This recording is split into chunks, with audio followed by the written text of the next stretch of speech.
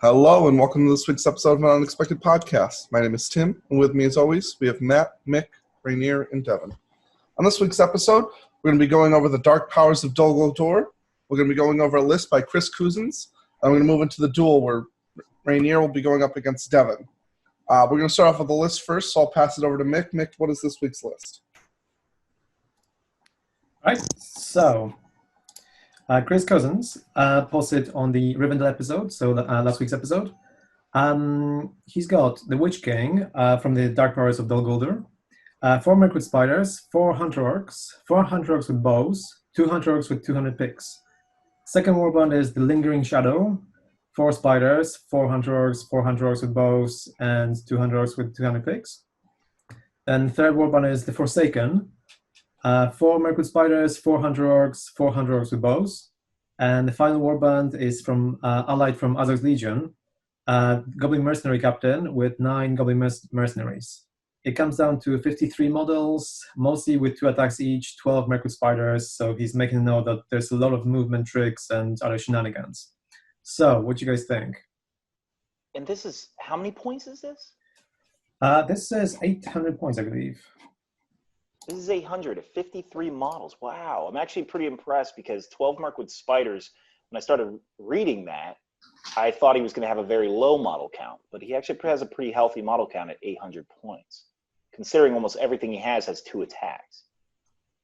So that's already, all right, so I think it's the Goblin Mercenaries probably bringing that numbers up, so I actually think that's a great thing that he did that. Also, because Goblin Mercenaries add another section of mobility, which is actually very annoying for most opponents. So the only thing I would say about the 12 Mirkwood Spiders, okay, so that's entertaining. The only problem I have with them being spammed is their large base sizes really prevent you from getting them into combats. So although you have 12 of them, you're probably going to find that half of them actually enter combat at any one time. The others are either waiting, and yeah, sure, they can spit, but they'll probably be spitting into combat, in which case you'll probably risk paralyzing your own Mirkwood Spiders. I've never really endorsed bringing, usually I bring like 3 of these, no more than 6, but 12 is pretty incredible. Have any of you guys seen any successful list with 12 Mirkwood Spiders? So I haven't seen this, but I've kind of thought about it. I mean, the idea of this list, I'm sure, is that the Mirkwood Spiders never fight, right? The idea, I'm fairly sure, is you have kind of your battle line with the Hunter Orcs and your various ring wraiths, and the Mirkwood Spiders just kind of run around the outside, around the flanks, and just spit. And the reason you have 12 of them is even though they hit on a 5 if they're stationary or a 6 if they move, you have so many of them that you're bound to roll the 6 and somewhere and get a paralyze off. And even if you're spitting into combat, you don't care if you're paralyzing your Hunter Orc. If Glorfindel charges 2 of your Hunter Orcs, you line up all 12 Mirkwood Spiders somewhere where they can shoot, which may be from behind the lines if they're shooting into combat. And they just volley fire into Glorfindel with the theory that if there's 12 of them, one of them's bound to get them.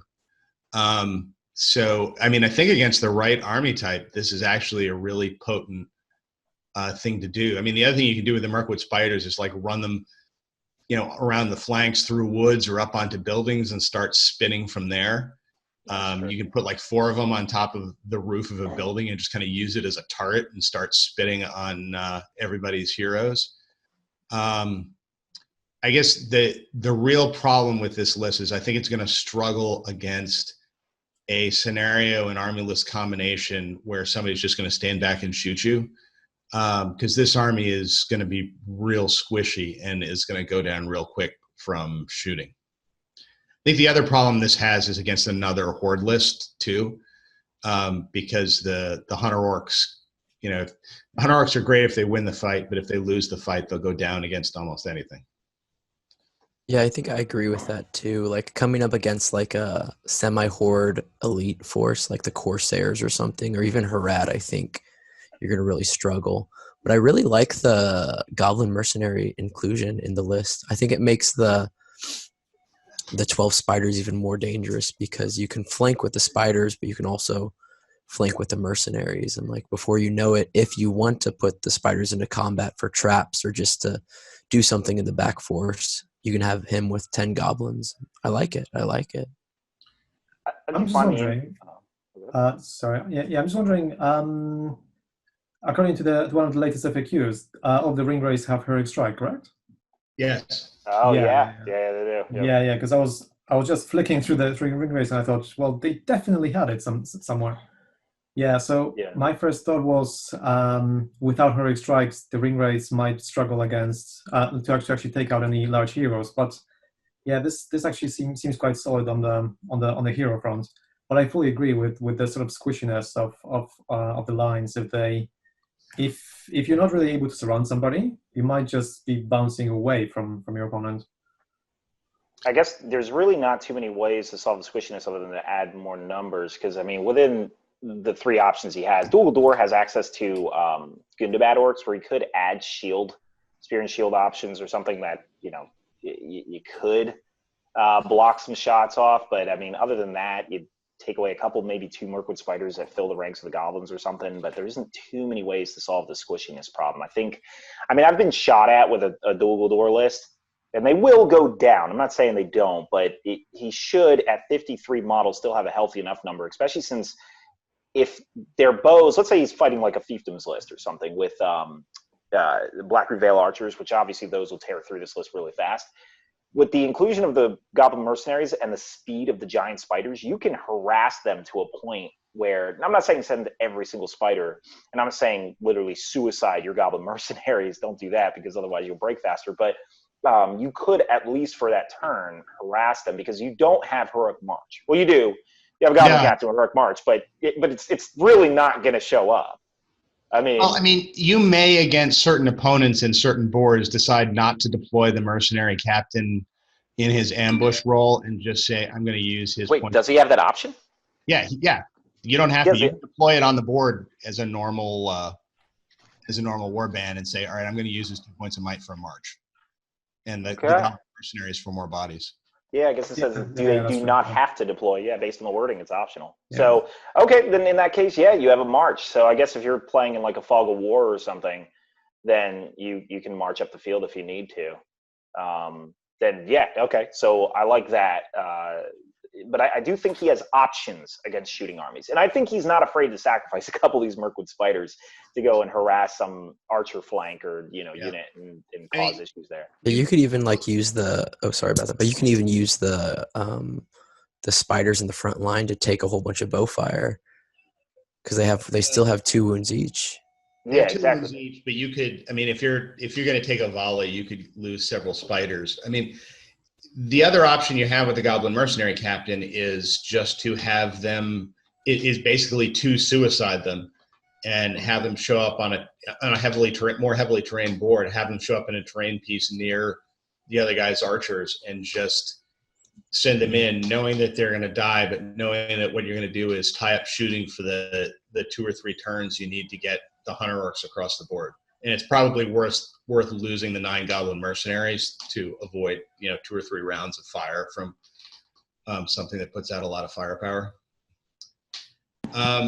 2 other thoughts on this, and these are just thoughts about things to add on, and I'm not quite sure what you would want to take out to get the points for this. One would be to put a banner in, just because Hunter Orcs like a banner because they have so many attacks. 1 more kind of gives them a good chance to avoid botching.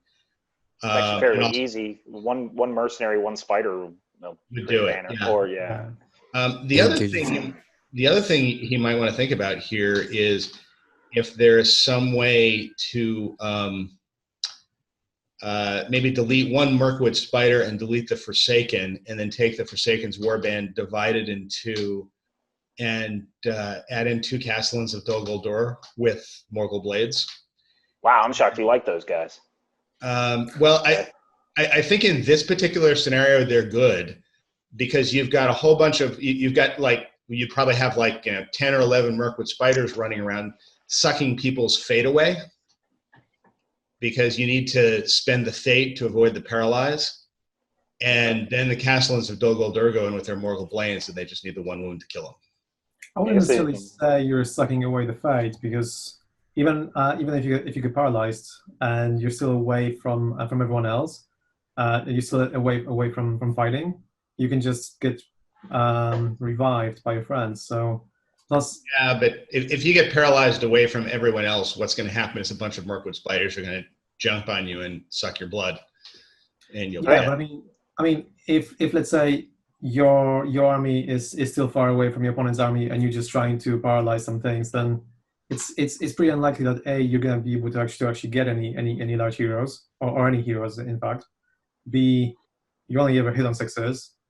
C, chances are you're going to get revived. So I'm not sure that's such a necessarily. Yeah, well, I mean, the time where you would really be doing this, and the time when the spiders are most effective, is actually squirting into combat.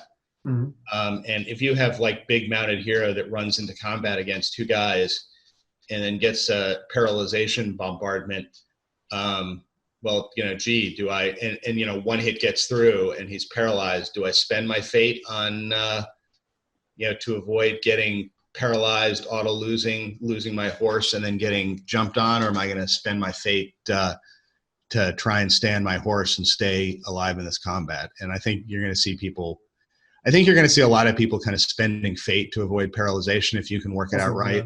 And I think having one or two Castellans that can then run in and jump on those guys that have 3 wounds and no fate left. The fear I can see him having about Castellans is reducing his might even further. Now, the Goblin Mercenary Captain, if he deploys with the army, he's got 2 heroic moves he can use, or marches. But otherwise, the Witch King, the Lingering Shadow, all them, they're not using their might on heroic moves. Or at least they should not be most of the time. So removing 2 more might, I can imagine, feels a little painful in a list like this, where it looks like he's got a lot of might. To most viewers, I mean, what does he got? 5, 6, 7, 8, 9 points of might, but he really doesn't. Like, most of his might is being spent on resurrection rolls and heroic strike if needed. So that's the only thing I could see him a little hesitant to bringing Castellans, but I can see Matt's. You could also drop a couple spiders and maybe a Goblin Mercenary. I can't remember how the math works out, and bring in 1 Castellan with a Morgul Blade. And then, then the issue becomes, even if you've got 1 Castellan with a Morgul Blade, then maybe people are saving their fate and accepting paralyzation. And I think that's probably a good thing if you're running this list. And I think the 12 spiders, 10 spiders won't make a difference. Like 10 spiders is still like a lot of spiders. So I like that idea of kind of diversifying your list to drop a spider too. What I would say is we can tell him to drop spiders and stuff, but I would advise to Chris that he not go under 50 models. His army is so squishy, as we mentioned, that the only saving grace he has is 53 models. Otherwise, though, he'll go down very fast once he gets into the 40 range. So just be careful about dropping stuff. I mean, if you were to drop 5 spiders and bring back 2 Castellans with Morgul Blades for 90, you would still have 10 points. So you would bring 1 more Hunter Orc. So you'd still sit on like 51 with 7 spiders and 2 Castellans without losing any might. Which 7 spiders is still healthy. Yeah, or you could drop 2 Mirkwood spiders and 2 Goblin Mercenaries, and then I think that's enough to get you 1 Castellan. And that still gives you 50 models. I think where the agreement we're all having here is that, honestly, every time we think of something to add in, we're dropping spiders. I just think 12 is a lot. Like, it's okay to spam troops. There's a lot of troops out there that were like, oh, if this was spam, it'd be awesome. But I really feel like, yes, that amount of spitting into combat is fantastic. And I do agree with Matt that you're probably not throwing them into combat. There's probably just surrounding the circle of combat. But I think you are limiting yourself slightly by having so many Mirkwood spiders. I've never seen them work in this much mass. Hell, I've seen them kind of fumbled in less than numbers than this. So that's where I kind of wonder. Although I do love them. I do think you should have them. The only other question I would say to you guys is the Ringwraith choices he picked. Obviously, it's a big debate amongst everyone which ring rays are the best and all that. I personally, if I had to vote, I think the Witch King and the Lingering Shadow is great. I'm assuming his Witch King's is general, so that makes sense, because the 3 points of might allow him to be survivable. The only one I'm curious about is the Forsaken and whether or not to trade him out for Slayers. Clearly, the Forsaken is he's playing the killing role here, and the Lingering Shadow kind of like is a harasser. But the Forsaken is better. For those who don't know, the Forsaken rerolls all wound rolls, and the Slayers get +1 to wound. So the Forsaken is better at killing defense 6 and lower, and the Slayers are better at killing defense 7 and higher.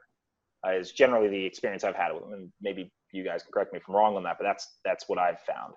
So the Forsaken also has the Trident Spear, so he can run around behind a Hunter Orc and back up a Hunter Orc as well.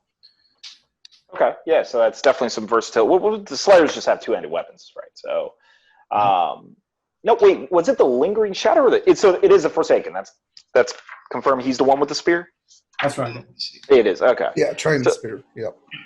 Okay, so that's another little thing to add in there. I mean, I think right now, I guess if you're fighting a defense 7 character, you just paralyze it and beat the hell out of it. So I suppose the Forsaken is probably the best bet in this list.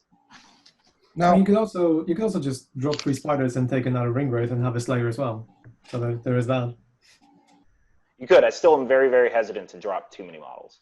And the spiders, his ability to throw them out and harass archers is based on him having so many. Because he definitely is going to be sacrificing some spiders to stop his sword from getting killed. So that's the only hesitancy. Like I said, every time we take away spiders, I get, which is weird because we're telling him, oh, you need more men, but then you have too many spiders. It's this weird conundrum he's got in this list here. So one thing I want to pose to you guys is Kamul out of the question for you guys with 3 attacks, or with that -1 to the dual roll, he's out of the question. Okay, yeah. I think he is the worst choice. Yeah, he's pick number 9 of the 9. Yeah, he actually. Sad fact is, last edition he was like one of the best choices. But what about the Keeper of the Dungeons? Does he get in there? Not.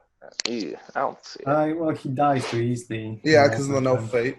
Yeah. He has no fate. I mean, the upside of him is he gives you an extra point of might, and it's might you can actually spend because he has more than 1 wound.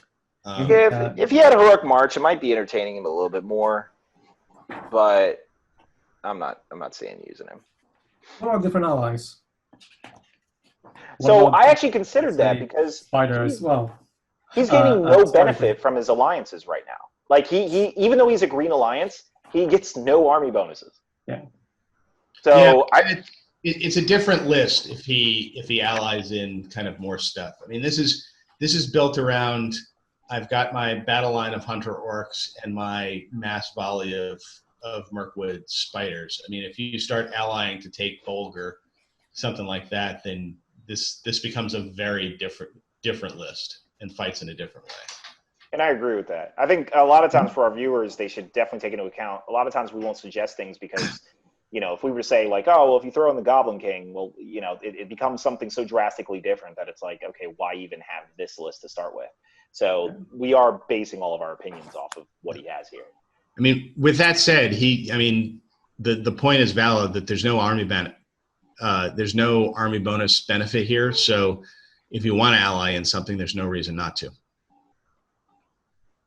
If you were to do that, I would say take out the Forsaken and his warband, and then you would just drop in some convenient ally from somewhere. If you were to do that. I mean, I don't know specifically what, but I imagine if you wanted to really strengthen the list, if you had things that kept your numbers similar, you probably could throw him out and then get something from Moria, or I don't know. Like I said, at the top of my head, I don't know what that would be. I actually think the Goblin King and a bunch of Goblin Mercenaries would be a good. Yeah, well, you only really have Moria and Goblin Town as your feasible allies. Well, and Dark Denizens of Mirkwood. Everyone else is pretty much red. Well, Okay, and then the so- Smaug, but obviously that's not going to happen. Yeah. Well, you don't want to go red with this list for sure. So when Yeah, we're no. talking about allies, you probably are going to bring in. Okay, so Goblin Town, Goblin King's 130, so he's going to take up 2 spiders in the Forsaken, and the rest are Goblin Town goblins. That's not a bad bet. It gives you a serious striking power, and then an option to allow the Witch King to not be your general, which is actually pretty interesting. Also, I think he would add in double your numbers. Like, I think he would really enhance your numbers. So if we were to ally something and make it a totally different list, the Goblin King with a ton of goblins behind him, and obviously add Golem in. I don't know how many models did I get him. The Hunterworks and the Hunterworks for bows are literally double the points of a Goblin Town Goblin. So they're That's right, yeah. alone 8. Yeah, actually he could fill the whole warband, even with Golem in it. With the numbers he's got here, he could fill the warband. And then you have still very healthy numbers. So I mean, obviously you wouldn't need the Goblin Mercenaries from Azog's Legion anymore, but not that that matters. So, but that's just another option, since, you know, if you want that other hitting power. Are you talking about throwing Gollum in with the ring too? Yeah, I definitely included him. So yeah, Gollum with the ring, with the Goblin King, and then fill up his warband. I think it's either the same cost or very similar to the Forsaken and the warband he's carrying, because those Mirkwood Spiders are 80 points. Not to mention the Hunterworks are double the cost of a Goblin Town Warrior. So, I mean, I don't know that he's losing a whole hell of a lot, because you might say, well, your Hunterworks, you lost 8 Hunterworks, which is like 16 attacks. But you gain the Goblin King, and then you are getting more goblins. So it's pretty comparable. I mean, they will die quickly, so you definitely don't want them to be your first in the combat fighters. But it's just an interesting idea, is what I would consider. I mean, you could also, if you really wanted to, you could still keep the Goblin Mercenaries, because they're still a yellow alliance, and the Mercenaries and the Goblin Town Goblins still get chittering hordes to each other. So you're still getting some sort of a combo with them. Yeah. So I guess that's more chittering hordes for your army. Yeah.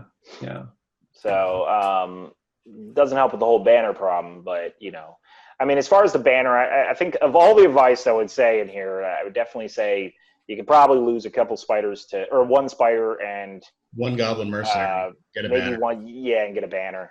Yeah, I mean, not only does it help for those missions that there's 3 of them now running around, you're probably going to get them, but I do agree, even at minimum, having them behind your ring race. So if you have him behind like the Forsaken and allowing him to win the combat so he can go ahead and kill whatever he's in combat with, I think it's not a bad bet shout. So, but I think that plus, yeah, you have a lot of Mirkwood Spiders, but we can see, like, if you're willing to sacrifice 4 of them to go do a job, then I guess here on the podcast we can see why you have so many. Especially for the squishiness of this army. Because, I mean, if you throw 2 of them, they're pretty big, and their legs are pretty hindering, like, for shooting in the ways and stuff. So, you can probably put 2 in the front, 2 in the back, fling 4 of them up there, and get 2 sets of in the ways as they try to shoot past them. And they'll survive with 2 wounds each. So, and that'll knock out, like, a flank of archers. Assuming you're not dealing with Corsairs. If you're dealing with Corsairs, that strategy is probably useless, but they're just going to shoot all over the place. And yeah, like I just a quick check. If you were to drop the Forsaken and his warband, you can get Goblin King, Golem, and 15 goblins. 15. So that's the actual math of it. Okay. Yeah. So done. Yep. So that's just an option if you want to do an alliance that's yellow and you want to get out of Dulgador. If I were to do an actual solid Dulgador list, well, we're about to come into that with the podcast, because I guess we're reviewing the entire Dulgador faction today. So do you guys have any other suggestions on this, or are we ready to move forward into the actual topic? I think that's it. All right. Chris, thank you for your list. If anybody else has a list they'd like to be reviewed, please leave that in the comment section below. Now we're going to move into the Dark Powers of Dulgador, where we'll go over what we think of it. So my first question to you guys is, do you take the Wraiths without the Necromancer? Is that still a viable option, or is it really beneficial to have the Necromancer with them? Well, clearly we do, as we were just advising that it's okay to have.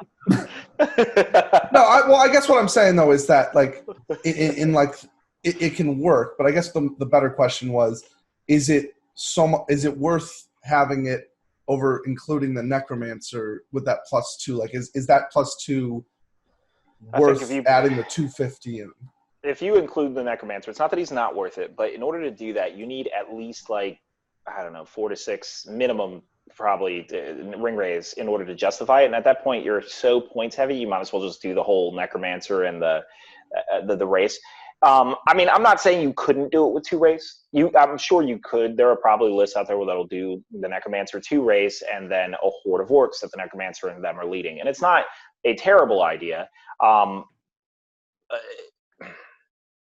As I'm thinking about it, you probably could do 2 race a Necromancer, and then you could probably feel that. But to answer your actual question, do you need the Necromancer? No. I think that a lot of these models function pretty well without the Necromancer being in play. I think oftentimes you will roll a 3 up. If you're fighting an Elven army, then it's sad that you don't have him. But other than that, though, yeah, I think the list we just reviewed didn't have it, and I don't think that was a weakness that he didn't have the Necromancer. So I guess my take on this is that if you're not taking the Necromancer, you're not basically doing a Dulgador list. You're allying Dulgador into something else. Because, I mean, my feeling is that unless you kind of are using kind of a corner case strategy that, like the list that we just reviewed, where, you know, of mass Mirkwood spiders, a list with just the ring race just doesn't have enough hitting power to be competitive, which doesn't mean that they aren't great to ally into something else. Like, you know, put the Witch King and 15 guys, and 12 guys, or the Lurking Shadow and 12 Hunter Orcs in with an army that's led by Bold, or an army that's led by Azog, or, you know, even if you're just throwing them in with the Goblin King or something like that, that's useful to do. But as far as pure Dulgador, unless you're kind of at like real small points levels, I think you're taking the Necromancer, or you're taking this list and you're chopping it up and you're allying it into the other green allies that it gets from Azog's legions or Azog's hunters. So then, if you were to take the Necromancer, let's say in 800 points, and you wanted to make like a normal list, what would you take with him? Like, let's say, how many ringers would you have, and then would you just fill up the warbands as much as you can? If you could only do 2, a normal list, if that's what you're talking about, I think you could only do 2 ring raves. Because that 2 ring raves, you're talking about 150 plus 250, already that's 400 points. 400. By the time you fill up their warbands, you're done. Like, that's pretty much, yeah. So that gives you 48 models to fill up, yeah. Yeah, which is pretty much their warband sizes, considering 15, 15 plus 18. So, yeah, you pretty much do the Necromancer, probably 2 rays of your choice, which would be, I don't know, you probably want some hitting power, because as Matt said, Dulgador suffers on this hitting power front. So I would definitely advise Slayers or Forsaken at that point. And maybe the Lingering Shadow, just given his harassment potential. But, you know. Yeah, I mean, you could also, I think, get away with either a 3rd ring rate or the Keeper of the Dungeons and somewhat smaller warbands. I mean, once you have the Necromancer in your list, then the killing power equation changes, both because you have the ability to transfix people, and now the way the channeled Shroud of Shadows works. The Necromancer, I think what you do is you save all of his might for channeling Shroud of Shadows. And then you wait on a turn when the Necromancer's kind of hiding behind the lines, you've lost priority. His big hero goes in to kill something of yours. You may even want to use the Keeper of Dungeons as bait for this, because people tend not to charge in against the ring rays, but they'll charge in against the Keeper of Dungeons with their big hero. And then the Necromancer, if he's called a channel, seeing this coming, channels like random Felwar. It channels Shroud of Shadows at random Felwar or random Hunter Orc, and then runs behind the lines, gets behind the hero that's attacking the Keeper of Dungeons or whatever, and has that guy's fight value automatically, and traps him. Or cast it on the Keeper, I guess. But you could, but you could also do it to like, depending on where the Necromancer is. The advantage to casting on somebody other than the keeper is that he can then run through the lines, get behind the guy that's attacking the keeper, and trap him. Oh, okay, because he's invisible now. Yeah, that makes sense. Invisible. Yeah, He runs through the lines. And I mean, at that point, it's the same effect as casting it on the keeper, but you've trapped the guy. And as long as you can win that combat, which you ought to be able to at that point, then the keeper of the dungeons can just, he does a lot of damage. And, he can take folks down, especially if he's got, Hunter Orc behind the lines adding in hits too. And I actually think, yeah. you can kill off really big heroes with that tactic, like one after another, if you can pull it off. So, I think that's actually a great idea on the keeper himself. I think one other inclusion that I would add, just before we move into the Necromancer spells, because I can see that idea coming, but is Hunter Orc Captains.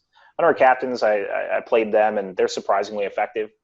3 attacks, you give them a banner behind them, they're 4 attacks, and they can, they generally spend their might just to kill things, or Heroic March, which, as we mentioned in the list review, Dulgador, especially when not bringing the Gundabad orcs, are very squishy. So the Heroic March can be very useful.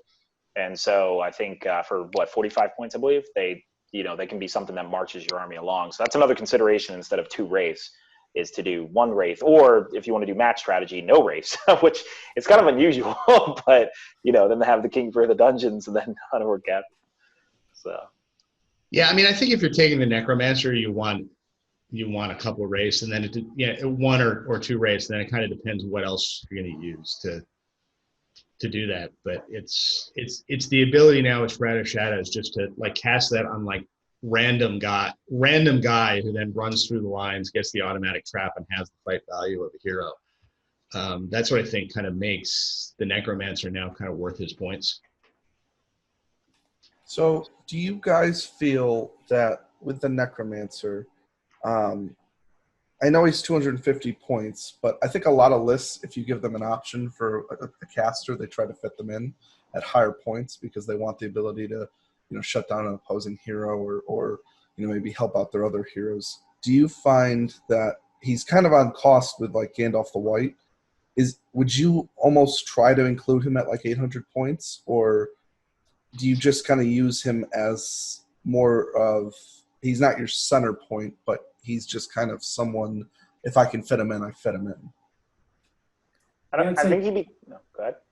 Go ahead. Go ahead. Well, Okay. I have a very quick note then. I think he's not necessarily an auto include. I think if you're, like we said, if you're playing a Dulgador list, then you're playing him. Otherwise, Dulgador is really an ally because you lose your bonus by not playing him automatically. So, but go ahead, Nick.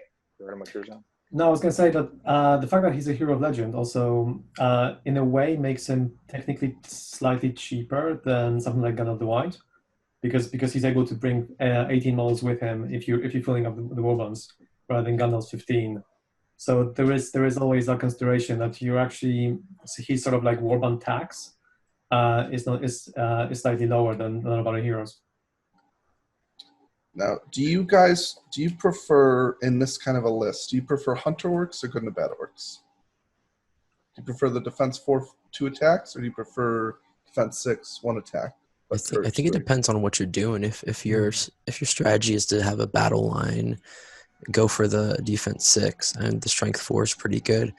But if you want to just spam out a lot of strength 4 double attack guys, go for the Hunter Orc. So I think it just depends on what you want to bring. Yeah. Rainier is all for spamming, as you've seen from all the other episodes. So So what I suggest is the heck with the battle line. Just spam out as many Hunter Orcs as you can. Maybe toss in 1 spider just for fun. No.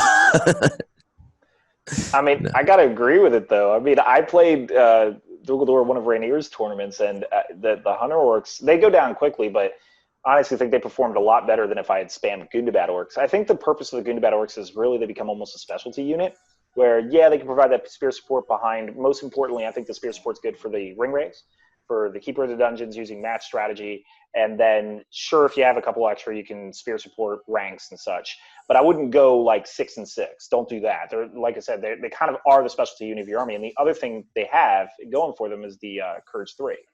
Kind of a little sneaky thing for evil, but basically they're probably one of the few things that are going to be reliably charging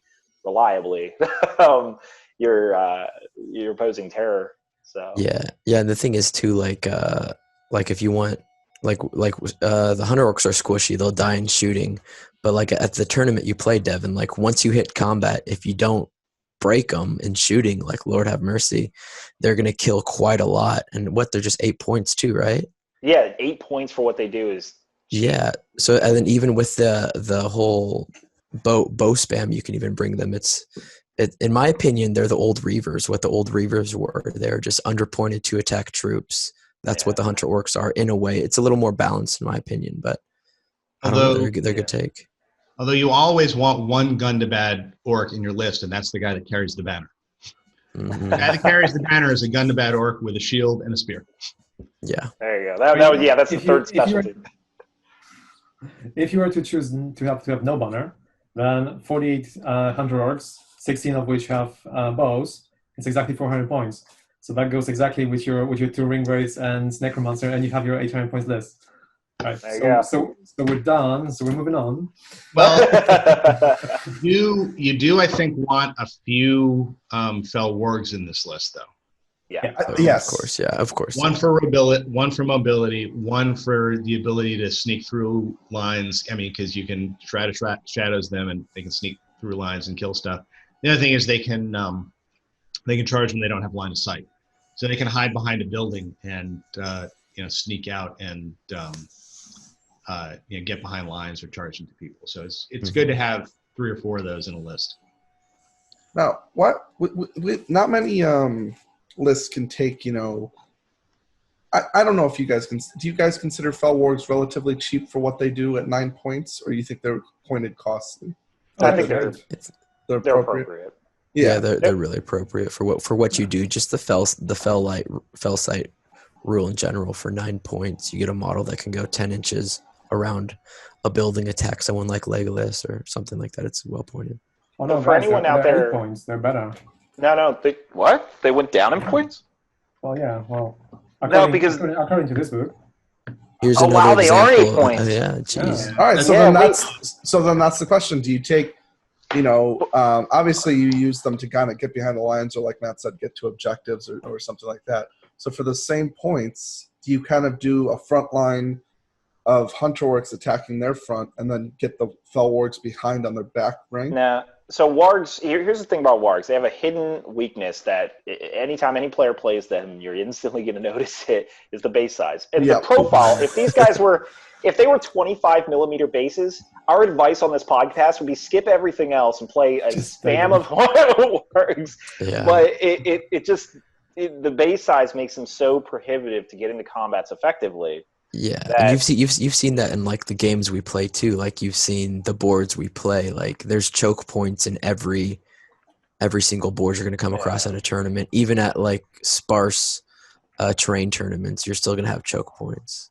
And this isn't even theory. Tom Harrison played an entire warg army, like nothing but wargs, and they just die. This is well proven and tested. I played a guy at Nova, and I think he had 102 wargs or something like that. Austin Beck had 102 wargs. Yeah, that's right. And I picked a good army that day. I had a bunch of Morgul Knights with the ring rates on Felbeast, so that was a fun day. he just fails 15 courage tests in a row. For anyone wondering how he got 102, this is old rules, by the way. He did it in the when you could spam wargs out. Yeah. So fell wargs are good, but their advantages do not scale well. So they're great when you've got like 4 of them. They're not great when you have 14 of them. Yeah. Okay. What do you guys think this army does well and poorly at? Like if you were to take this, what are the things you're happy about? What are the things you're not happy about? Well, so the squishiness of it, we've already mentioned, they obviously need something regarding that. I guess one thing I'm happy. No, go ahead. I'm sorry. I think the squishiness extends to even like if you bring Azog, Bolg, and a whole bunch of Gundabad warriors. The squishiness is the warriors are going to die fast and you're going to break fast. Yeah. Sorry about that. What were you saying, Devin? No. I just was going to bring up one thing I liked and one thing I didn't. But yeah, I mean, as far as liking, I mean, the reason you bring these things in Hunter Orcs, you feel like you have a lack of Gundabad warriors, and in Gundabad, you feel like you have a lack of Hunter Orcs. And this one kind of fills up both, where this is one of the only ones where you can bring both in the same army. And obviously, the addition of the ring rays, which usually anytime someone's allying, they're bringing in these rays. Which actually, as a quick side note, I mean, does everyone have their own favorites here? Because my favorite is generally the Lingering Shadow. But does anyone have their own favorite wraith that they think hasn't gone mentioned here? I like the Slayer of the Men. I think the -1 for wielding into it. I think +1 to wound anytime is really good. What about you, Matt? Just curious. So if you're not doing the 1 or 2 ring wraiths leading a bunch of troops and you're doing a bunch of ring wraiths, then I actually am a big fan of the Abyssal Knights just because they have that ability to like, I'm over here. No, I'm on the other corner of the board. And they're actually really good, especially if you're doing mails from a battle, because they can really, kind of a warband gets diverted to deal with one of them, and then he's on the other side of the board. I found one sneaky thing to do with the Abyssal Knights is if one of them's your general, then you can easily get the other one. Like you throw the other one into combat in one night, and your general kind of does the safe plays. But if they ever try to go after him, then he can easily teleport to the other one and get out of there. That's fun. So, what about you, Meg? Well, I think generally I prefer Lingering Shadow over the other ones just because of the blinkiness, the jumpy ability. But I mean, other than that, they're mostly similar to each other. Some are just better at fighting than others. Just never play Kamul. Yeah, exactly. That's the thing. Kamul looks aesthetically the best, but he's the worst. I really feel so sorry for Kamul because he really is like the kid who never gets picked for the kickball team. It's like sitting at the end and nobody's picked him. The one last one I wanted to bring up, which was interesting, was Dark Headsman. Actually, back in the old edition, when you can piercing strike up to 6 strength, I thought he was fantastic. But nowadays, I have a hard time selecting him. So, and I would pick him generally with the Necromancer since he's lowering his defense when piercing striking. But now he goes up to 5 strength. So he's interesting because like the Slayers just do a better job at what he's trying to do now. But I mean, unless he scores a natural 6. But so I'm just wondering what you guys think about this. But if you look at the army composition and then compare it to something like Azog's Hunters and Azog's Legion, where it's a Green Alliance, where let's say on one hand you can bring just Dulgador orcs, on the other hand you can bring your Hunter orcs, and you can bring all these heroes. Well, sorry, I meant Gundabad orcs. So essentially, the difference between that alliance and Guldur itself is that you can get the ring wraiths and the Necromancer. So if you were to be choosing an army where you wanted to have all these elements, would you rather be going for that specific alliance of other legions and hunters, or would you rather be going for Dulgador? you're saying, would you rather mix Azog's Legions and Azog's Hunters rather than just play straight Dulgador? Is that what Yeah. That's essentially the question. Yeah. I think the temptation there is when you mix them, you're definitely gonna be tempted to play Bolg and Azog, which they really dig into your points. If you resist that temptation and you just play Thimble, Narzug, and then on the Legion side, you just play, I guess they're getting about our Captain because that's their only option. Then you're going to be, you get a lot more options. I'll say that. I mean, you get the Bat Swarms, which I'm a huge fan of. You get, on the Hunter's side, I guess you would just do the bow thing. It's a little sad not to bring Bolg to enhance that. I mean, I think the inclusion of Bolg alone probably, yeah. And I think that's why you see it more. I think the list would be stronger because of the better hero options and a little bit more vast array of like berserkers and stuff. I think, yeah, you're probably getting a stronger list just doing those two allied together. What do you guys think? I mean, I think again it comes down to, am I going to play the Necromancer? Yes, no. And Yeah. if the answer is, am I going to play the Necromancer? Yes, then you're just buying from this list. Oh yeah, of course. Yeah. And if the answer is, I'm not going to play the Necromancer, then I think you are doing what Devin is saying. You're allying in either, at a higher points level, you're allying in either Azog or Bold, and then at a lower points level, you're maybe allying in some of those cheap might carrying Hunter Orc heroes. Yeah, 'cause, I mean, the sad fact. Oh, good. I guess the other thing I was going to say is there's an interesting combination you can do here that's very points heavy, but if you're playing a really high points game, of taking both Azog and the Necromancer, which puts you in a position where the Necromancer does not need to be your leader, which actually kind of, I mean, one of the problems with this list is Contest of Champions, because the Necromancer tends not to kill a whole bunch of stuff. But you can actually create a list where your leader is Azog and the Necromancer just kind of hides in the background, making Azog invisible or casting spells to support him. But obviously you need tremendous amounts of points in order to make that work. Yeah, you probably might find it more points effective to use Bolg. But yeah, actually you can't make him a leader at that point. But it doesn't work. Yeah. The other advantage of doing that is that you can bring in Azog from the Azog's Legions list, make him the army commander, and give him Master of Battle. Yeah, sure. And so, yeah, I mean, that's the sad fact is Bolg alone will probably, like earlier we reviewed a list with 3 ring rays in it. I think Bolg alone will do more killing than the 3 of those combined, potentially. So, and he's more feared. So that's the issue with Dulgador is like, yeah, I agree with Matt. Unless you have the Necromancer, you're really just allying in these wraiths to be the support mechanic, or maybe you get these Mirkwood spiders in, but otherwise the list isn't doing anything fantastic that you couldn't do better just allying the 2 of those. So it's really just your desire to play wraiths. So I guess getting into that then, I mean, we talked about the Shroud of Shadow spell, which I'm going to assume Matt thinks is probably the best spell on the Necromancer. Is there, I mean, if we got to play the Necromancer to make this list work, which, by the way, quick note for everyone who doesn't know, the army bonus is when the Necromancer casts a spell, he gets an extra dice, which means practically can throw 1 dice at almost every spell he wants to use. I mean, is there any other uses that you've seen with the Necromancer that are really creative with him? I mean, I think you have to say your staff is broken. I mean, anytime that you can break another person's wizard, that's got to be mentioned. Even though it's on a 5, I mean, like you said, you have 2 dice basically you're throwing every time. I mean, the ability to just have the opposing wizard have to use might to stop that, or just use their free point of will each turn. I mean, I think that's a huge thing to basically they're playing defense of the entire time. Yeah. Even just say your staff is broken when you cast any other spell. Transfix Aelmir and be like, your staff is broken. Just because you have the spell. Like, I mean, why not? Like, remind your opponent, like, I got your sword is broken. Yeah.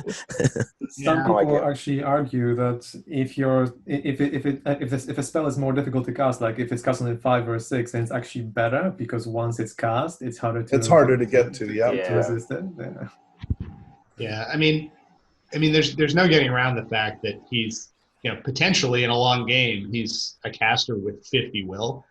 When you get the army bonus. I mean, another neat trick is, and I'm not seeing it on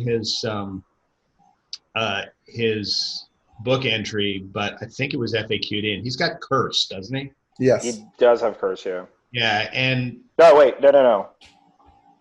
It's not in his book entry. Oh, it's FAQ'd. It's FAQ'd. He has Curse. Yeah. So he's got Curse, which is this is another one where, I mean, another thing you can get in the list is you can get Castellans of Dulgador, which are, I mean, they're kind of like ring wraiths light. So they're kind of cheap ring wraiths. They have the same combat stats as the ring wraiths, except they lack the might. And instead of the unholy resurrection, they have 12 will that they can use as fate. And they can get a Morgul Blade. And if you have one of those guys wandering around,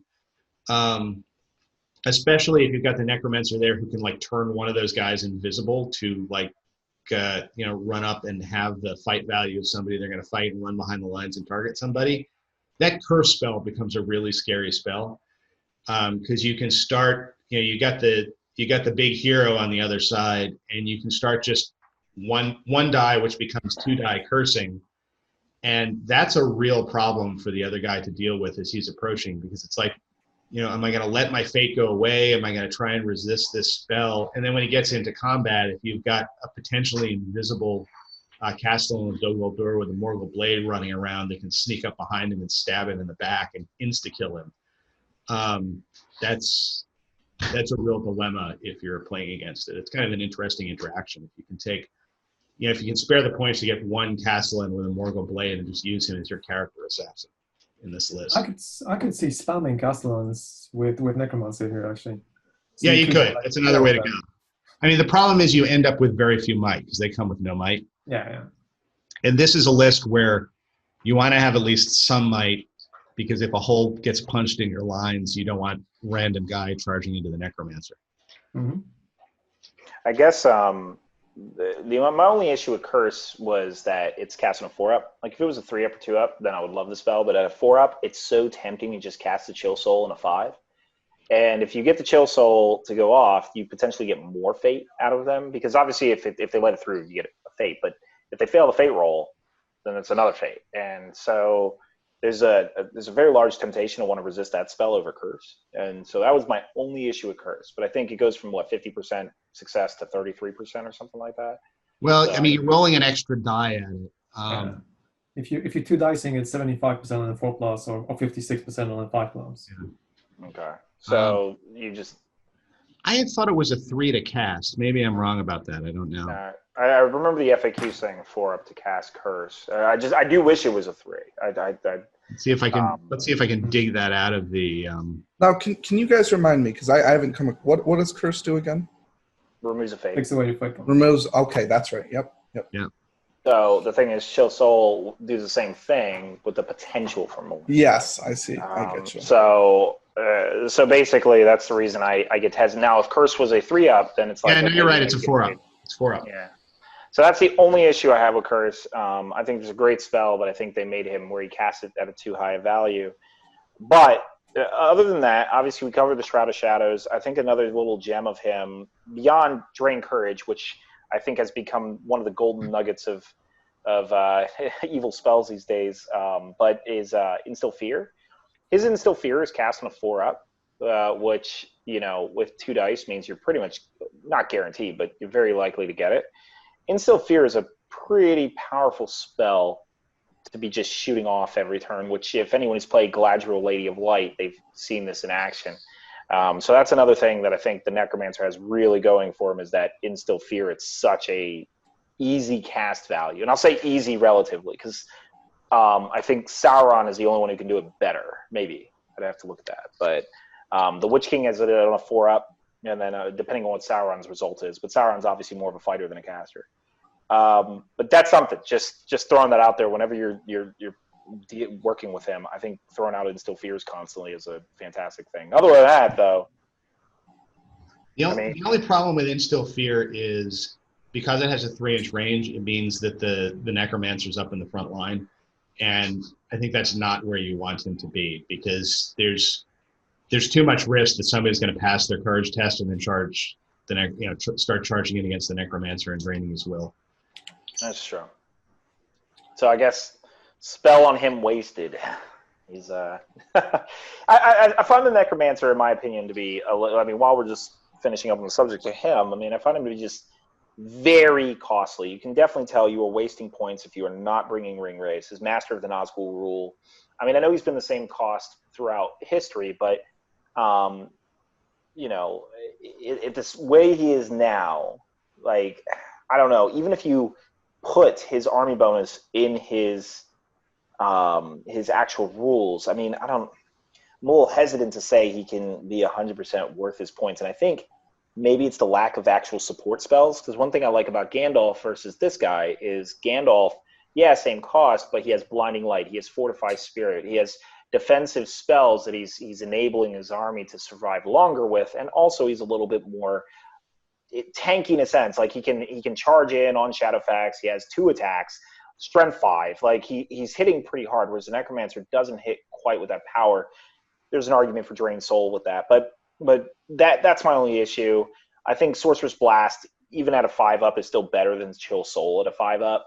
So just because of the utility behind Sorcerer's Blast. So I think the way that Gandalf supports his army is just far superior to the Necromancer. So if the Necromancer had, some sort of, Pall of Darkness where he could, give 6-inch, anti-air, or if he had Aura of Dismay, let's say, then I think you might see more of him.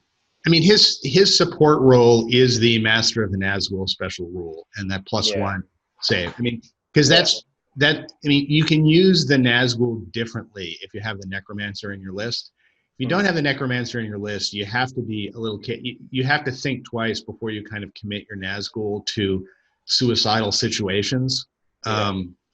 Because there's a 1 in 3 chance they're not going to be coming back. And you've got 2 might, you can deal with that, but that's you're not going to be able to do that twice.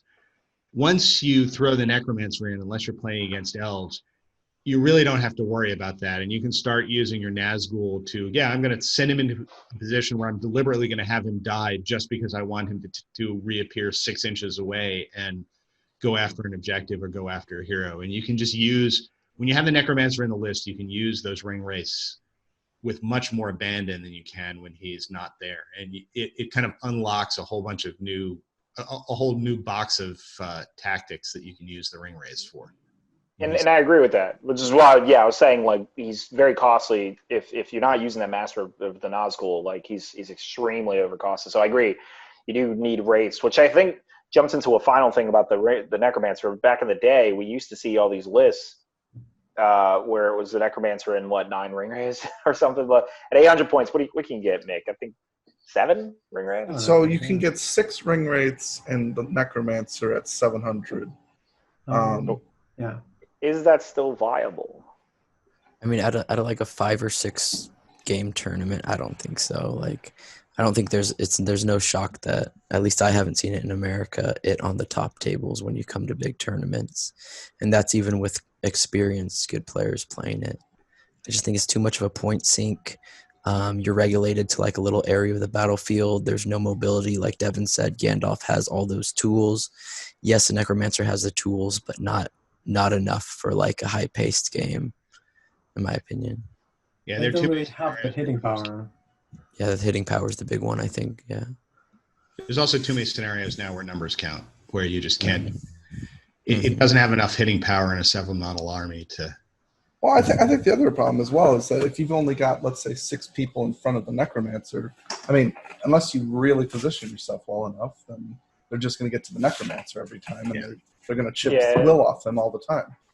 If your opponent's smart, they'll shield against all your wraiths and slowly go toward the Necromancer. Because their benefit to help him is to teleport around. So that's how they protect him. What it is good against is another all-hero army. Would you pick this to beat the White Council or no? Oh, no, probably not. Well, I mean, what's in the White Council? I mean, so let's say we're going to go. Yeah, that's a good point. Because do you go with the new White Council with the new Lady of Light, or do you go with the old one? Well, no. You definitely go with the Lady of Light. That's not debatable. I meant just say let's say they were going with the old, the old version. Let's be honest here. I think you're less likely to see the White Council at a tournament than you are these guys. So I don't think you're ever happy. And so here comes a duel. It's the White Council. Yeah, right. But, I mean, this is actually a pretty good. Counter to the the Rohan all hero list, because a bunch of mounted heroes charge in and kill your ring wraiths, and then they come back. It's like you do that. Yeah, but that's not really a thing ever since the FAQ. So we're not really gonna see that ever again. I think maybe we'll see. I actually think I'd still play the Fate and Legion. Yeah. I think we pretty much covered most of the faction. Does anyone have anything else? Like, I mean, that's pretty much it. I know we didn't cover allies, but I think it's pretty obvious that you want them with they are essentially an ally to other things. But if you play the Necromancer with his race to make the Necromancer worth his point cost, then you can't ally anything. Like, you just don't have enough points. So, I mean, unless you're at 1,000 points, in which case you maybe ally Goblin Mercenaries and stuff like the we have the list reviewed. But you're either allying them into things or you're not allying. Like, I think the general consensus with them is. Which is a different way of saying you're either taking the Necromancer or you're not. Yes. So there's not really allies to discuss. I think, I don't know, like, if I were to go crazy, then maybe you could try to fit the Goblin King or Spider Queen in here, but I think you just don't have, which would also solve Matt's. Oh no, actually, I wouldn't want to get rid of that army bonus with the Necromancer throwing 2 spells at a turn. You don't do anything that takes away the army bonus. Yeah. So I guess that's it. I mean, Tim, unless you have any other questions. No, I think that's it. Right. Let us know in the. Oh, sorry. Oh, go ahead. Sorry. Let us know in the comments section below what you think of the Dark Powers of Dulgador, if you agree with what we were saying. We're going to move into the duel now, where Devin will be going up against Rainier in an 800-point battle. All right, and now we're moving into the duel. And for anyone new listening to us, this is where I asked 2 people on the podcast to make a list based on 3 random scenarios given to them earlier on in the week. And then they find out which of the 3 scenarios they'll be given to them. And then I show them a random board, and finally, they'll get their list to each other in the scenario. Mick and Matt will decide who wins, and if there's a tie, I will be the decider. So the scenarios I gave for them for this week were A Clash by Moonlight, Heirloom of Ages Past, and Fog of War. And the scenario I've picked is Clash by Moonlight. So what do you guys think of the scenario so far? So Clash is the one you got to kill heroes off. So if I kill a hero, I get a point. If I kill all your heroes, I think I get 5 or 7 or something like that. So basically, you get 1 victory point for wounding the enemy leader, 2 for killing, 3 for breaking the enemy force, 5 for breaking and on being broken. You score 1 point. If 1 hero is remaining at the game, 3 if you have at least 1 hero, and if your opponent has at least 1 hero, you get 5.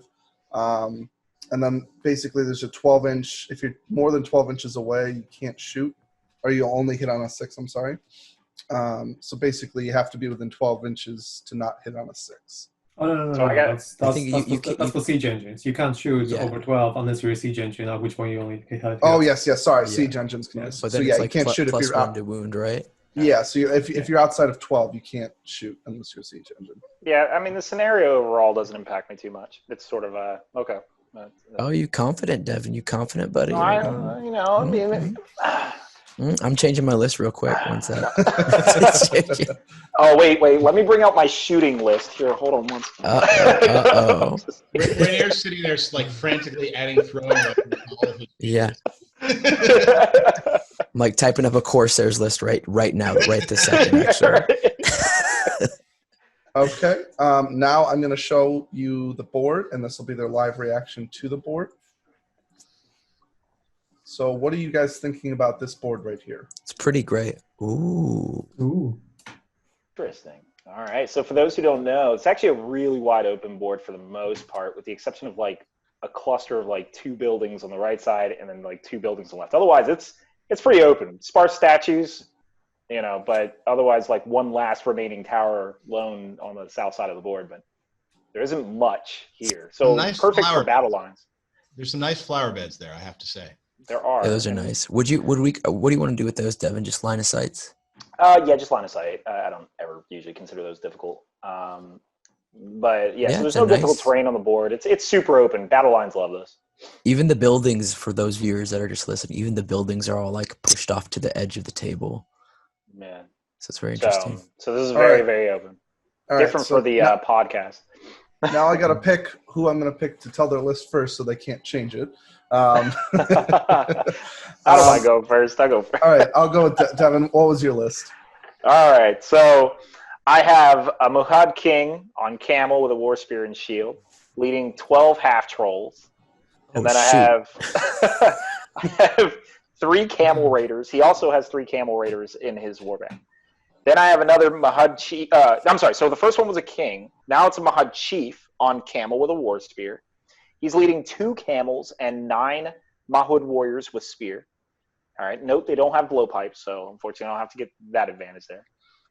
Then I have Suladan leading 12 Haradrim warriors. Now, only 11 of them have spears, which is hardly relevant for the purpose of this duel, and 6 have bows. So I have 6 bows total. And then 1 Serpent Raider. So that gives me 6 bows, 41 models, and yeah, there you go. So, I mean, obviously the list is totally designed to outpower an opponent's battle line. 12 half-trolls backed up by spears plus banner support, all at fight 5, strength 5. Half-trolls are defense 6 and 2 wounds, so very tanky. Also with the army bonus, I'll be fine on courage if my opponent has courage issues or like terror. I have 5 camels plus the king and the chief, so that's 7 camels. And for those who don't know, camels have a quite intense ability to run through opposing battle lines. I've got lots of heroic march, heroic strike with the Mahud king, so I don't have to throw him out there. I'm sorry, I can throw him out there pretty recklessly. For those who heard the Mahud king's warband and think, wait, why does he have 15 guys? He was FAQ'd to now lead 15 instead of 12. And so other than that, though, in this mission in particular, that's why I say I think I'll be fine. I mean, obviously, if Rainier has more shooting than me, then he might get, you know, a row of shooting off. But I'll definitely heroic march once, get my guys into the combats. You know, I mean, obviously, depending on what he has. I'm just saying, pre-seeing his army strategy. But yeah, Suladan is my general, so that's my army. Sweet. And wait, which heroes did you have? Suladan, a king, and is that it? Suladan, a king, and a chief, all mounted with war spears. And So how the many- king and shield. And how many fate do they have each? King has 2. Oh, actually, does he have 2? Here, I'll review that. But Chief has 1. Suladan has 1, I I believe. think they should all have one, right? I believe they all have 1, but the king might. I think it's he 2 has an extra will. point of will. Yeah. He's got one. Yeah. Should So have they're all one. 1 fate. They're all 1 fate. It's going And to how be many relevant half for half the- trolls you have? 12. Oh Lord, have mercy. Okay, that's it, guys. Yeah. Just joking. I was about to say that the fate is going to be very relevant for the curse and Morgul Yeah. Blaze. That's Rainier is bringing. Yeah, Oh, he's well- bringing a Dulgador themed list? I'm glad you talked for a long time, Devin, because like I've been changing my list. So give me some time. No, I'm actually bringing a good army, but the fate does change to an extent because it is kill hero based and wound hero based. So I'm bringing, my leader is Imrahil. He is fully kitted, so like lance, horse, shield, defense 7. He has 6 clansmen, 9 pike, and 3 knights mounted with war spear and shield, or not war spear and shield, with lance and shield. So that's a 19-man warband, including Imrahil. Accompanying him is Eomir, fully kitted. Eomir has his shield, armored horse, throwing spears. I did bring those. And he's leading 6 riders of Rohan, so they have bows, 4 outriders, and 4 royal guards, all mounted. And accompanying them is Galadriel, Lady of Light, because I, for some reason, thought Devin was going to bring shenanigans. So the gist of it, I brought this army actually for a purpose. All 3 of my heroes are 3 fate. They all have 3 attack outside of Eomir, which he might struggle against the half trolls, but I won't engage him with half trolls. Are fight 6. They're all 3/3/3. And yeah, I have a total of 35 models, 19 are mounted, 10 bows, 9 might. Yeah, so that's where I'm at. And Imra here, of course, has his 12-inch banner. Okay, so I'm going to roll to see who will deploy first. And it will be Rainier who deploys first. Let's see. Are we going up, down, or to the sideways for... Probably the sideways, right? Because how it's situated for That's your deployment. choice. Yeah, it's your choice. Okay, I'm going to do... I'm going to do on the southern part of the board. Is it 12 inches or? It's 12 inches. Yeah, it's 12 inches. Yeah, 12 inches of the board, yep. Okay, so Rainier's going to deploy in the south, so then Devin will deploy in the north. Rainier, what's your kind of mindset going into this, knowing his army numbers? I've actually played an almost not identical list to what Devin's bringing, but a very, very similar list to what Devin's playing.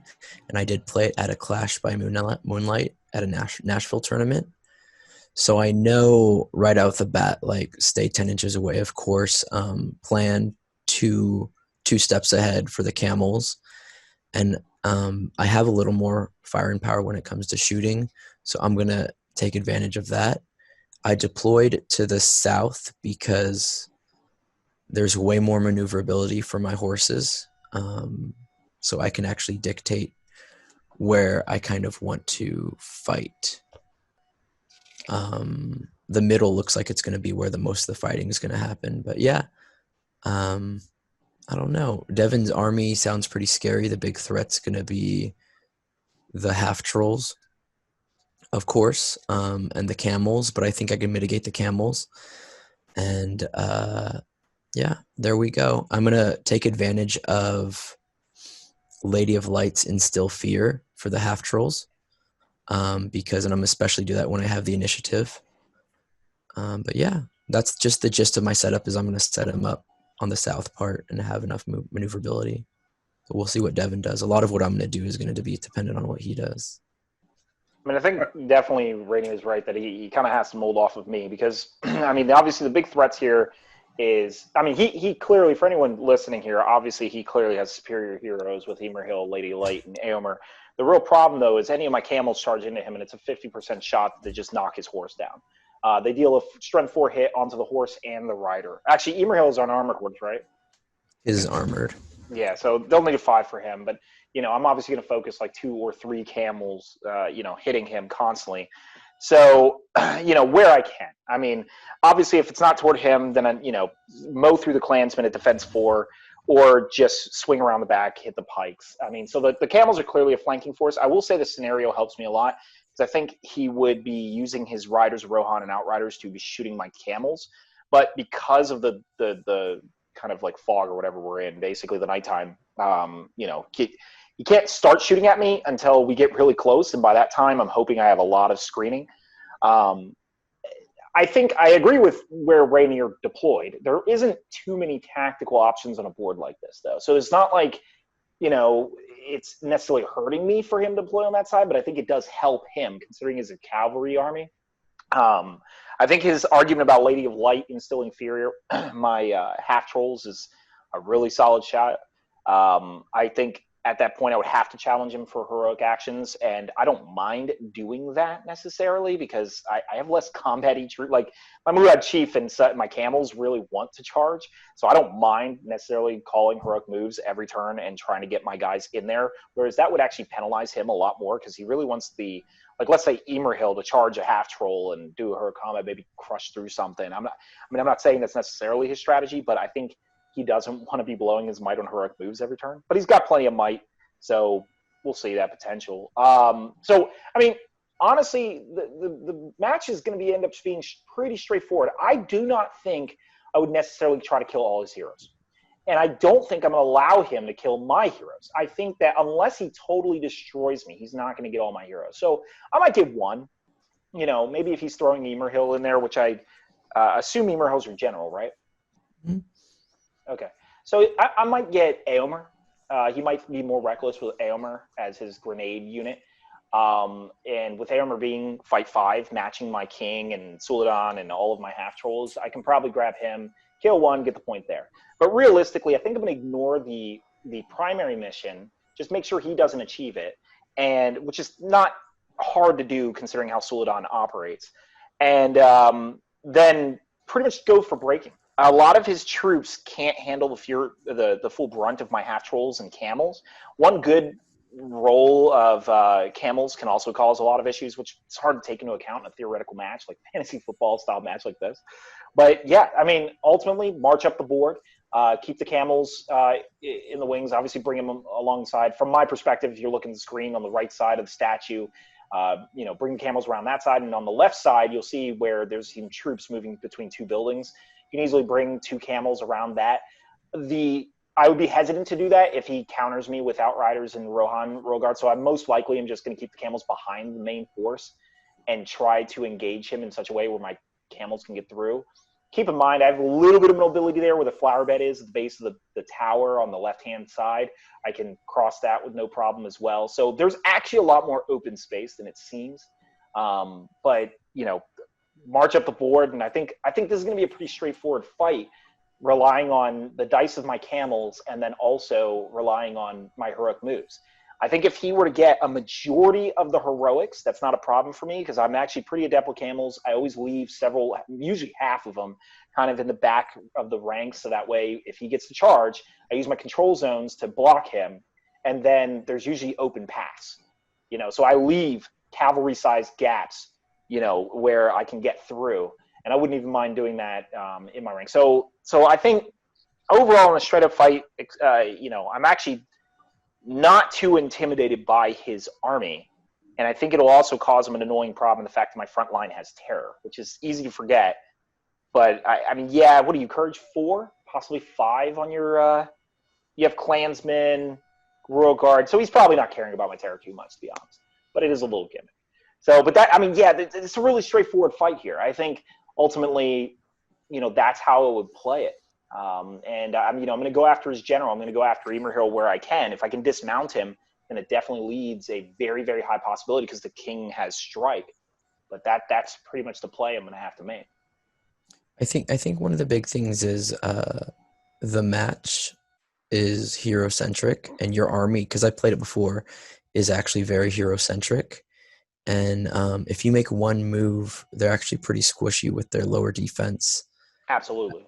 And I could kill one of them in one move, one turn, if that makes sense. Like if you miss a heroic, whereas my guys, all of my heroes have three fate, and I can kind of just survive it. And like we've talked about the podcast a lot, like I'm gonna make you work for that wound. If you're hunting Imri here, like I'm gonna make you work for it. And I know Soldan has the banner too, so he can lay in the back lines. But Imri has a 12-inch also, so I feel he can lay in the back line, and I can screen you. I see on my side of the board 4 feet from left to right. 4 feet where I can just have all of my archers go wherever they want and hit you on the flanks or get a kill here, get a kill there. And I can also I'm going to try to dismount your heroes as well. I don't know. I mean, I think it's a good play. I mean, honestly, for anyone listening here, it's pretty obvious. Rainier's going to kill one of my heroes. Like, I mean, I'm going to throw in the king or the chieftain to try to at least dismount Aomer or Emerhill. And just by saying that alone means I have to charge them. Now, obviously, I'm going to probably throw in regular camels first. All right, so to that way, hey, get the easier ones through, while the king and the chief probably will blow through infantry. So that way they can call a heroic combat and chew through more infantry. Mm-hmm. So obviously, you know, I'm going to play it safe, but eventually my king and chief are going to be in the front line. So he's going to kill one of my heroes, but I do have to bank on killing one of his. So I do think that's my critical weakness here, but I don't find it to be too exhaustive in the fact that I think my 12 half trolls with spear supports and banner will mow through your army. I think Aomir is going to be your best chance to try to get the hero, because for me, I mean, my defense 7 doesn't really work well with your half trolls. Like you'll cut through that. But Imrahil has heroic defense, and I'd never think of using heroic defense in Imrahil in any match, but I think I'd use it quite often here. Yeah, especially because I outmight you by 2, so I'm like, he's got like 3 half trolls in him or whatever. Like heroic defense it is. And that's why I say Aomer's the one I'd go after to kill. And I'd know that, and I'd try to keep him safe, and like I'd even keep him cautious and engaging too, because the half trolls are fight 5. So I'd know I'd be like, okay, I'm not going to throw him at the half trolls. I could, however, throw Immer here at half trolls heroic combat and have the potential to kill 4 in one round.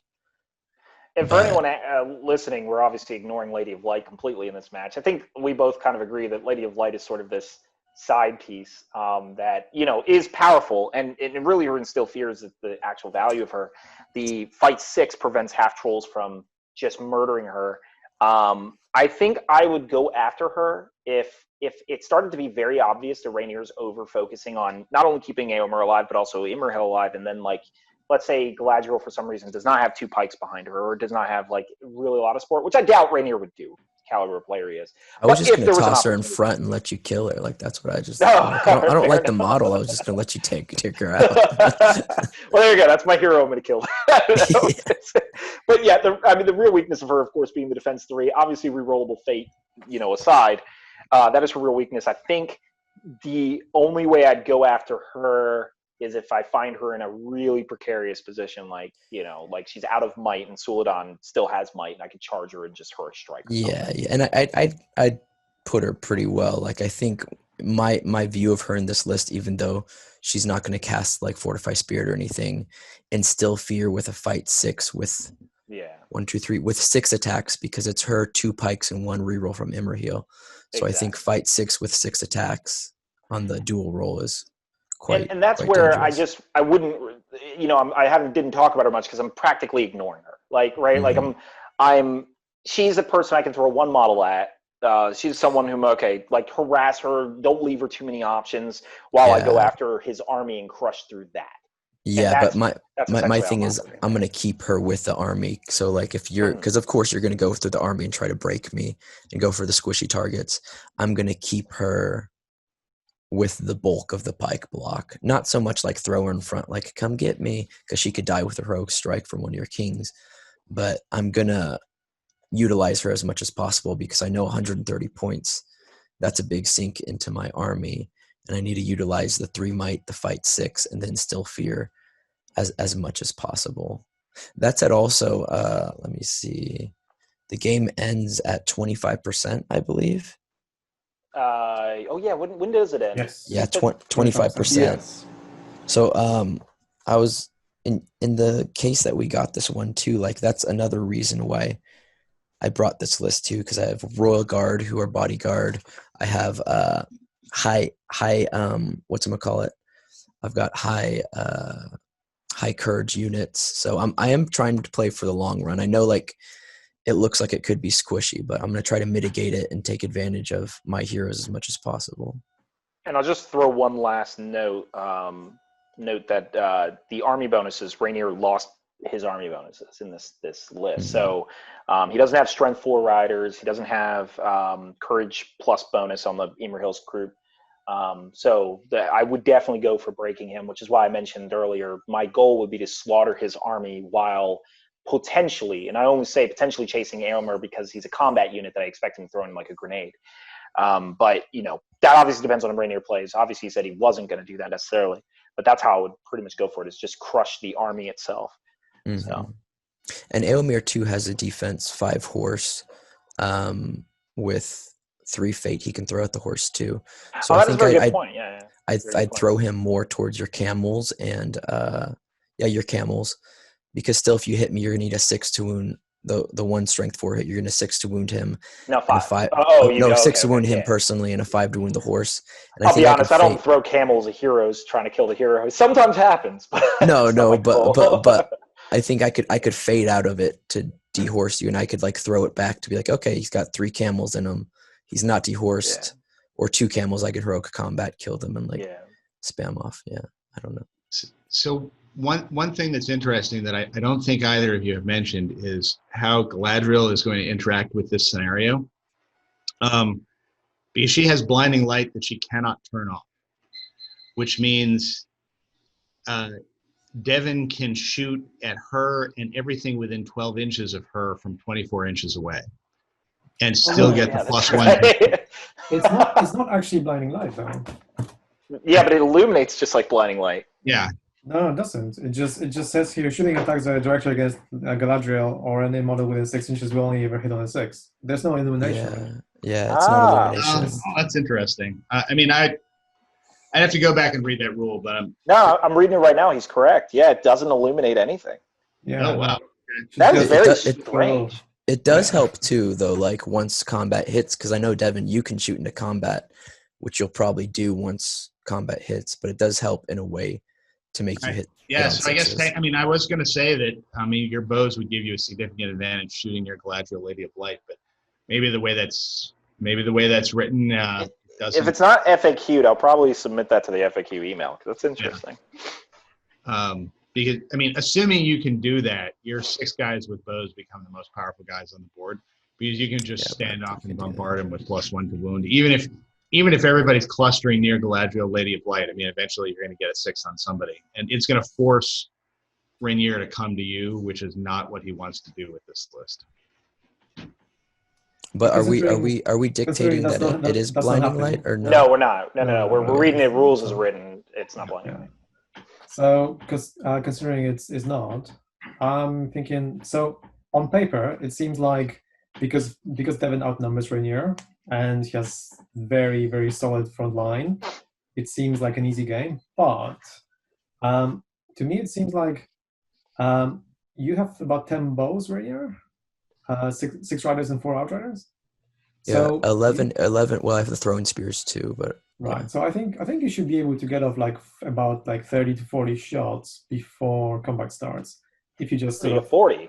You can only shoot 12 inches away from it, right? I know, but like you can always run up forward a bit and then start moving back. I think his infantry line is going to stop him from moving back. Oh no, I'd keep it back. I can always run all the yeah. horse because the horse is like, the one you with can always- archers. Move You the can horses up. Okay, I see what you're You saying. can always just be keeping infantry back, and you can be moving horses at pretty much the same speed as whole of your army, unless you're marching them in. So you should be able to get like 30 or 40 shots. Well, Which- I definitely think I would march in this case that he's kiting me. But Now, I would you played march? it. Huh? You'd be down 6 might to 9 if you marched. 5 might if you Well- marched twice. So I'm not going to march twice, but marching, I think I've played the camel list, like all pure camels, and generally I usually find I can afford to march once. By the time my 7 camels have charged in 3 times, they're either all dead or have killed you off. So I don't need them for heroic moves like crazy after generally about 3 attempts. Yeah, but if you march ahead, I'm afraid you'd be missing your real killing power, which are the half trolls. No. I mean, they would bring them with them. Mm. You just march the army forward. But I'm just saying, if I were to march, I would only do it once, and you would bring the army. You would not abandon it. But what it would do is it would force your cavalry to start being more around your infantry, so that way your infantry start anchoring you. But that's really dependent on things, because then now your cavalry can swarm around me. So it's kind of like, do I want to play that game? Like, it would really depend on how the match went. I'm missing something here too. Like I see these beds of flowers or whatever. Would that, if I put guys there and you fought across it, would that be a barrier? No, because it needs to be half my height. Okay. That's why a mountain troll could like fight you on a cliff, and you won't get benefits. Yeah, that makes sense. Okay, Yeah, so anyway, so I was just gonna say, so it sort of leaves Rainier with this option where he could walk up, start shooting. If you're gonna start marching, then you're just burning might, but he's not shooting. So there is that slight advantage that I can see him getting. So even if he only shot like twice, he would be hitting, let's say, 6 or 7 shots, and possibly killing a troll, possibly wounding a second one. So there's always hitting 6 or 7 shots on 10 shots, hitting on 5s. Well, no, if he shot twice. So. Oh, you mean of the 20 shots, you'd hit like 6 or 7. Okay, I got it. Yeah. So let's say he's still killing something, wounding something, so something's happening. And then in combat, even though troops on troops, I think you were smashing him obviously. Anytime something like Imrahil gets into combat against 2 half trolls, that's basically 2 half trolls dead. So, and also there's on this board, even though there aren't really many choke points, there is like between the statue and the tower, the line is not very wide, so he may be able to actually block himself in there and have Imrahil, Eomer, and Galadriel sort of like in his front line, supported by stuff. He could even potentially be dismounting. So that's sort of leaning me slightly to say there is an advantage to that, to those extra bows and to better heroes in this situation. Even though if you manage to go infantry against infantry, then you're just gonna destroy him, annihilate him, and there's no game. But if you don't, if he manages to put his heroes against your infantry in specific points, then I think Rainier has a chance. now, do you use, like Rainier mentioned, he had the possibility of doing? Do you use Imrahil to try to take out, let's say, 4 trolls in one turn? do you charge him into the half trolls, try to get majority of them out of the way, and then move him towards the heroes, or how would you use Imrahil in this situation, Nick? I don't think Devin's gonna let him do that. No, I think it's all situational, to be honest. Like, if I'm not gonna heroic combat and kill 4 half trolls and leave Imrahil like exposed for the next turn, but if there was a choke point away from it, I'd probably use the might to potentially take out 4. I Okay. would hope you roll like shit for one round. Yeah, and I probably would, Devin. I probably would. All right, so I'm gonna ask Nick. Nick, who do you think's winning this? I think Rainier's winning this. Rainier's winning this. Yeah. Okay. Matt, I'll who do Venmo you thinking? money later. I PayPal'd them already, just for Yeah, the good. viewers know I PayPal'd them. Yeah. No. Devin, I think this is an object lesson in why you always bring the blowpipes. If you'd sacrificed like 1 or 2 guys and given all your Mahoo guys blowpipes, this would be a rollover for you. Yeah, this is game over then. In this scenario, they're strength 1, but they're going to be +1 to wound on every attack that they make. But I still think I'm leaning slightly to Devin on this, because I think if he plays this right and leaves with his front line of half trolls, that puts Rainier in a bind where he's either got to charge his leaders in to kill the half trolls, in which case they get countered by camels that are going to knock them off their horses, or he has to let the half trolls grind through his infantry line, which they're going to do. And I'm thinking the harassment with the cavalry. If the cavalry starts to come out and try and get within 12 inches to shoot, there's a decent chance that some of those are going to get caught and killed, and that's going to end up being a net loss to Rainier. But so I'm leaning slightly in Devin's favor on this. Okay, so it comes down to me. Devin, how many total numbers do you have again? I have 41. 41, and Rainier, what do you have? 35. Oh, so it's closer than I thought it was, actually. I think ever so slightly I'm going to lean towards Devin. So I'm going to say Devin wins this one. Should have brought those blowpipes for Rainier, I'm going to have to send you back that $100. You still owe me the money. Bribes don't work nowadays, man. I'm so disappointed. I'm still getting it. In these Corona days, you can't even spend your money anymore. It's like Yeah, exactly. Well, congratulations, Devin. it's all right. We all know how it would happen in real life anyway, so I'm glad this is fantasy. All right. So let us know in the comments if you agree with me and Matt that you think Devin would win. If you have any lists that you want to submit those as well. And if you have any ideas of what you'd like us to talk about, submit those as well. And we look forward to seeing you next week. Can I say something real quick? #justice for Rainier. You guys know who should win. No, I'm just joking.